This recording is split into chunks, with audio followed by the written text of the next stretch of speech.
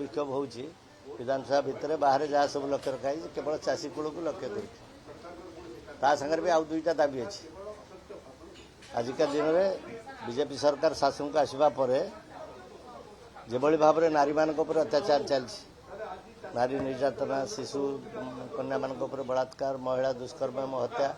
ता संगे आईन श्रृंखला ये तीनटा विषय नहीं आज आम विक्षोभ कार्यक्रम अच्छी विजु जनता दल और यहाँ तो सबुदिन आप आज भी देखिए खबर कागज केते केते कथा घटी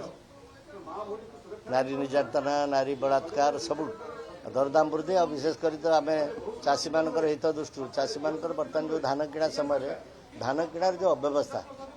तारी उपर बेसिकली आम सरकार को दृष्टि आकर्षण कर सरकार प्रतिश्रुति देले निर्वाचन इस्ताहार सब प्रकाश पाइला जे 800 टका देकरी जो इनपुट सब्सिडी 800 टका देबू चाषी 3100 टका पाइब घोषणा सीमित होगी रहा तापर नुआ नुआ कथा बाहरला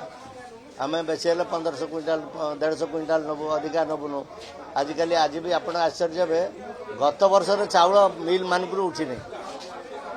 मिल मानकर गोडाउन भर्ती हो रही मिल वाला धान उठेवा सक्षम होना जगह नहीं गोडाउन रे